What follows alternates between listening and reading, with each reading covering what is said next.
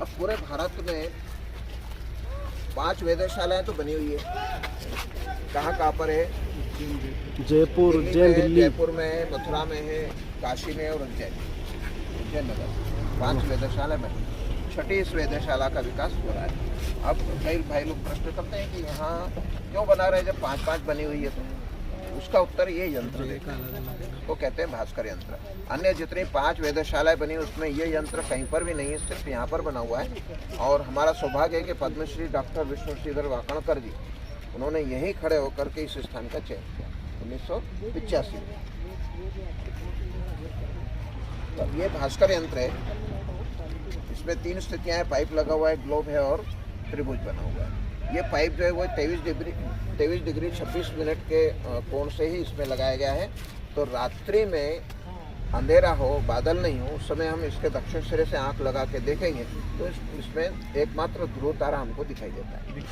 बिल्कुल 365 दिन कभी भी हम देख सकते हैं, बस अंधेरा होना चाहिए और बादल नहीं होना चाहिए तो दिखेगा। तो इसमें कुछ मैग्नीफाइंग ग्लास वगैरह लगा हुआ है या बिना उसके? वो तो छोटा सा तारा है, वो कौन सा ध्रुव है वही दिखेगा बस, वो अंदर पीछे तरफ से। पृथ्वी क्या है कि पश्चिम दिशा है ना, की ओर अपनी धुरी उत्तर दिशा लट्टू की तरह घूम रही है। तो ऐसे जब घूम रही है तो ये जो उत्तरी ध्रुव है ये तो एक ही स्थान पर है, घूम रहा है।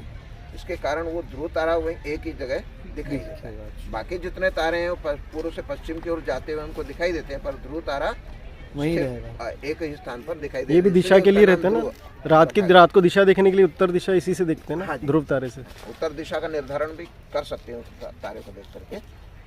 और दूसरा यहाँ पर एक विशेषता और है, कर्क रेखा यहाँ से तो निकली है, साथ में एक और रेखा निकली है, इसको कहते हैं शून्य रेखा। ये हम लगभग भुला दिया गया। आज से 300 साल पहले तक ये ग्रीनविच मीन टाइम नहीं था। यही शून्य रेखा महाकालेश्वर के शिखर के ऊपर से होकर आ रही है। इसी शून्य रेखा को मान करके पूरे विश्व में कालगणना होती थी, इसीलिए महाकाल बोलते हैं। इसका प्रमाण है, भास्कराचार्य जी ने सिद्धांत शिरोमणि में लिखा है, यल्लंकोज्जयिनी पुरपरी कुरुक्षेत्रादि देशान स्पृशत सूत्रम मेरुगतम बुधैर निगदिता सा मध्य रेखा भुवः। ऐसी रेखा जो दोनों ध्रुवों को मिलाते हुए श्रीलंका और उज्जैनी के शिखर के ऊपर से होकर के आ रही है, उसको शून्य रेखा मान करके आदिकाल से काल गणना की जाती रही है और आगे भी करना चाहिए। तो ये वो शून्य रेखा और कर्क रेखा दोनों का यहाँ पर संपात हो रहा है। तो ये बिंदु जो है ये पूरे पृथ्वी पर और कहीं पर भी नहीं होकर सिर्फ यहाँ पर है, केवल यहाँ पर है, और इसीलिए ये उत्तर का नाभि केंद्र है। अच्छा, इस स्थान को उत्तर का नाभि केंद्र भी कहते हैं, पृथ्वी का नाभि केंद्र, उत्तरी नाभि केंद्र। बहुत बढ़िया। अब इस शून्य रेखा की बात मैं आपको बताऊं कि आज भी हम भ्रमित हैं। भ्रमित क्या, भ्रम पैदा किया गया। इस शून्य रेखा की मान्यता आज भी है पूरे विश्व में। हमारा भारत का, भाई साहब सुनिएगा, भारत का जो क्षितिज है, भारत का क्षितिज जहाँ से सूर्य उदय होता है, वो क्षितिज कहाँ पर है? अंतर्राष्ट्रीय तिथि रेखा हमारे क्षितिज पर ही है। तो इसलिए भारत में जब सूर्योदय होता है तो हमारी संस्कृति के अनुसार उसी समय तिथि बदलती है, सूर्योदय से तिथि बदलती है। तो सूर्योदय कब होता है? जब अंतर्राष्ट्रीय तिथि रेखा के ख मध्य पर सूर्य आता है, यानी हमारा क्षितिज। तो उसी क्षितिज को लेकर के पूरे विश्व में आज भी मान्यता है। अंतर्राष्ट्रीय तिथि रेखा, उस अंतर्राष्ट्रीय तिथि रेखा पर जब क्रॉस करने पर दिनांक बदली जाती है, वो हमारे भारत का क्षितिज है। तो सूर्योदय हमारे होता है उस टाइम। भारत के सूर्योदय को पूरा विश्व मान रहा है। और यही कारण है कि ग्रीनविच में रात को 12 बजे दिनांक बदलते हैं। क्यों बदलते हैं? क्योंकि वही अंतर्राष्ट्रीय तिथि रेखा पर जब सूर्य आता है तो वहाँ ग्रीनविच में रात की 12 बजती है। पर हमें क्या करा उन्होंने? हमें नकल करना सिखा दिया। तो हमने भी रात को 12 बजे दिनांक बदलना शुरू कर दिया, हमारी भारतीय संस्कृति को छोड़ दिया। सूर्योदय से तिथि रखते थे हम तो सुबह ही चेंज होती है ना सर? हाँ, सूर्योदय से होती है। तो माननीय हमारे मुख्यमंत्री महोदय ने सदन में एक वक्तव्य दिया था कि हम निशाचर नहीं है जो रात को 12 बजे दिनांक बदल देते हैं। सही है। इसलिए ये परंपरा हमको आज नहीं तो कल छोड़ना है। भारत पूर्व से विश्व गुरु रहा है, आगे भी फिर से होने वाला है। इसका पहला कदम ये कि हम पूरे विश्व में वही सूर्योदय को प्रसारित करेंगे। तो बहुत ज़्यादा कुछ करने की आवश्यकता नहीं, पूरा विश्व मान रहा है, केवल भारत में ही थोड़ा सा परिवर्तन यही करना है कि रात को 12 बजे दिनांक नहीं बदल करके सूर्योदय के समय बदले। तो ये शून्य रेखा फिर से स्थापित हो जाएगी, और ये शून्य रेखा स्थापित हो जाएगी, साथ ही साथ ये 24 घंटे और मिनट का जो गणना का स्थिति है उसको बदल करके हमारे वैदिक काल में मुहूर्त और पल की स्थिति थी, और इसकी शुरुआत जो है वहाँ उज्जैन में हो गई। वैदिक घड़ी जो लगाई गई है वो भोपाल में भी लग गई है मुहूर्त का दिन और 15 मुहूर्त की रात्रि। सीएम हाउस में लगा दी ना अभी। हाँ जी, तो 30 मुहूर्त का अहोरात्र ये फिर से हमको यहाँ पर देखने को मिलेगा, आरंभ करना है। और उसमें 00 कब आरंभ होगा? सूर्योदय के समय। अभी रात्रि में 12 बजे 00 जो घड़ी में आरंभ होता है वो अब होगा सूर्योदय जब ये शून्य रेखा फिर से स्थापित हो जाएगी भारत में भी, तो प्रातः काल सूर्योदय के समय से 00 आरंभ होगा। सर तो इससे समय तो काफी चेंज हो जाएगा, मतलब जो परिवर्तन स्टैंडर्ड टाइम जो हम लेते हैं वो स्टैंडर्ड टाइम चेंज हो जाएगा। टाइम तो वही रहेगा ना, IST यही हो जाएगा। अभी IST कहाँ पर है? इलाहाबाद। हाँ, तो ये इलाहाबाद में क्या विशेषता है? कुछ भी नहीं है। इलाहाबाद इसलिए तय किया गया क्योंकि एक व्यक्ति विशेष का जन्म स्थल था, इसलिए उन्होंने जिद करके बोला कि नहीं हमारे ये जी हाँ मिर्जापुर इलाहाबाद एक ही। तो इसलिए उन्होंने वहां से तय कर दिया। जब महाकालेश्वर यहाँ पर है तो यहाँ से आदिकाल से तो यही होना चाहिए था, क्योंकि सत्ता का दुरुपयोग करते हुए उन्होंने वहां तय कर दिया, तो हो गया झुकाव में। और ये क्यों होता है ये भी अपन समझेंगे। तो धुरी झुकाव ये जो होता है 24 से 22, 22 से 24, इसका कालखंड पूरा जो आता है वो 27,000 वर्ष होता है। जैसे 24 डिग्री हो गया, फिर 22 आ गया, फिर 24 तक पहुंचने में उसको 27,000 वर्ष लगते हैं। इसका प्रमाण मैं आपको बताऊं, द्वापर युग समाप्त होने वाला था, कलयुग आरंभ होने वाला था, तो भगवान श्री कृष्ण को पता था कि अब ये जो है कालखंड परिवर्तन का है, इसलिए लघु प्रलय आएगा। और लघु प्रलय आएगा तो द्वारिका समुद्र में डूब जाएगी। उन्होंने अर्जुन से कहा कि अर्जुन द्वारकावासी जितने भी उनको कह दो कि ये द्वारिका छोड़ करके किसी ऊंचे स्थान पर चले जाएं, द्वारिका समुद्र में डूबने वाली। और वही हुआ। तो ये 27,000 साल का जो एक चक्र है, ऐसे 16 चक्र पूर्ण करने पर कलयुग का कालखंड आ जाता है 4,32,000। आप 27,000 में 16 का मल्टीप्लाई करेंगे, गुणा करेंगे तो 4,32,000 साल ये आ जाएगा एक कलयुग का कालखंड। अब ये भी तय क्यों किया गया? देखिए हमारी जितनी भी काल गणना है पूरी खगोलीय घटनाओं के आधार पर तय है। ऐसा ही नहीं कि ये ऐसा कर दो वैसा नहीं। अब ये 27,000 साल का जो चक्र है ये भी वही 27 नक्षत्रों में बांट दिया है।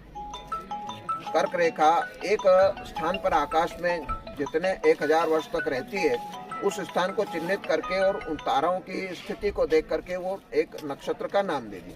ऐसे 27,000 साल के 27 नक्षत्र बन गए। तो एक वर्ष को 27 भागों में बांटने का कारण भी पता चल गया। अब ये 16 चक्र पूर्ण करने पर हमारे सौरमंडल के जितने भी ग्रह हैं वो सब एक राशि में आ जाते हैं, और एक राशि में आने से पृथ्वी का गुरुत्व बल जो है उसमें कमी आ जाती है, इसलिए समुद्र उथला हो जाता है, जिसको लघु प्रलय कहते हैं। तो 4,32,000 साल में एक बार लघु प्रलय आता है और कलयुग का कालखंड पूर्ण होता है। एक बार आता है कि 16 बार आता है? नहीं, 16 तो चक्र ये इसके होते हैं पृथ्वी के धुरी झुकाव के। अच्छा। अधिकतम न्यूनतम 16 एक बार प्रलय है। और 16 चक्र पूर्ण करने पर कलयुग 4,32,000 साल, और 4,32,000 साल में एक बार सारे ग्रह एक राशि में आकर के और पृथ्वी के गुरुत्व बल की कमी से लघु प्रलय आता है। अच्छा। अब ये एक बार लघु प्रलय आता है तो कलयुग 4,32,000 साल का, 2 बार लघु प्रलय आता है तो द्वापर युग 8,64,000 साल का, 3 बार लघु प्रलय आता है तो त्रेता युग 12,96,000 साल का, और 4 बार लघु प्रलय आता है तो सतयुग है ना 17,28,000 साल का। ये चारों युगों को मिलाकर के 43,20,000 साल की एक चतुर्युगी या महायुग भी कहते हैं इसको। ऐसे 71 महायुग पूर्ण करने पर फिर से एक घटना होती है, और वो घटना लेकर के ही हमारे युग पुरुषों ने उसको मनवंतर संज्ञा दी। 71 महायुग मिल करके एक मनवंतर, और वो होता है लगभग 30 करोड़ वर्ष का।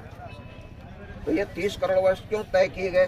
30 करोड़ वर्ष में अब अभी नासा तो अब कह रहा है, हमारे शास्त्रों में पहले से लिखा है कि हमारा सौर मंडल सूर्य सहित आकाश गंगा के केंद्र की परिक्रमा लगा रहा है। तो एक परिक्रमा पूरी करने में लगभग 30 करोड़ 67 लाख वर्ष होते हैं, वो एक मनवंतर हो गया। और एक मनवंतर पूरा होने पर महाप्रलय आता है। महाप्रलय आने के बाद में संधि काल होता है 17,28,000 साल का, सतयुग के बराबर। इतने समय यहाँ पर पूरी पृथ्वी जलमग्न रहती, फिर से नया मनु आता है और मनवंतर आरंभ होकर के नई सृष्टि इस पृथ्वी पर होती है। तो ऐसे 14 मनवंतर हमारे सौर मंडल की आयु है, जिसमें से अभी कितने निकल गए हैं ये भी हम एक शुभ जो संकल्प बोलते हैं उसमें स्पष्ट होता है। ओम तत्सत् श्री ब्रह्मणो श्वेतवाराह कल्पे वैवस्वत मनवंतरे अष्टाविंशति तमे कलियुगे कलि प्रथम चरणे। तो इसमें पूरी वो काल गणना छिपी हुई है, यही वाली कि ब्रह्मा के 50 वर्ष पूर्ण होकर के और 51वां वर्ष चल रहा है, उसमें भी वैवस्वत मनवंतर यानी 6 मनवंतर निकल गए, 7वां मनवंतर चल रहा है, उसमें भी 27 महायुग निकल गए, 28वां महायुग चल रहा है, उसमें सतयुग निकल गया, त्रेता निकल गया, द्वापर निकल गया, कलियुग का प्रथम चरण चल रहा है। ये सब गणना करते हैं तो अभी तक जो है आयु आ जाती है 1,97,29,49,127 वर्ष ये हमारे सौर मंडल की आयु है। जिस प्रकार से पृथ्वी सूर्य के चारों ओर एक परिक्रमा करती है तो 1 वर्ष होता है, ऐसे ही सौर मंडल पूरा आकाश गंगा का केंद्र का चक्कर लगा रहा है, वो सौर मंडल का 1 वर्ष हुआ, इसको मनवंतर। ठीक है। तो आप देखिए हमारी भारतीय काल गणना कितनी सूक्ष्म होने के बाद में बृहत्तम भी, और यूं ही नहीं, खगोलीय घटनाओं के आधार पर तय है। ना कोई पहले टेलीस्कोप थे, ना कंप्यूटर थे, ना कोई और यंत्र था, बिना यंत्र के भी ये सारी गणनाएं जो आज सत्य सिद्ध हो रही है हमारे ऋषि मुनियों ने तय करके और हमारे वेदों में लिखा हुआ है। तो हमें जो है फिर से अध्ययन करके इस ओर आगे बढ़ना चाहिए, क्योंकि कुछ आतताइयों ने आकर के हमारे इस ज्ञान को स्वयं ले गए और हमारे लिए नष्ट कर दिया। इस ओर फिर से हमें आगे बढ़ने की आवश्यकता है। अब ये इसमें ध्रुव तारा दिखता है, ये संपात दिख रहा है कर्क रेखा और शून्य रेखा का, और साथ ही साथ ये त्रिभुज इसलिए बनाया है क्योंकि आकाश में कर्क रेखा दिखाई देती नहीं है, इसलिए इसको 2 परतों में बनाया गया है। जब कर्क रेखा पर सूर्य आता है, कर्क संक्रांति होती है उस दिन इसमें से सूर्य की किरणें आती है और यहाँ पर कर्क रेखा दिखाई देती है। तो यहाँ पर ध्रुव तारा भी दिखता है, यहाँ पर कर्क रेखा भी दिखाई देती है, और यहाँ की विशेषता पृथ्वी का उत्तर नाभि केंद्र किस प्रकार से है वो इस यंत्र के माध्यम से दिखाई देती है। अब ये यंत्र अपने आप में बड़ा अद्भुत है। जय श्री महाकाल। केवल यहाँ पर बना हुआ है और कहीं पर। तालियां।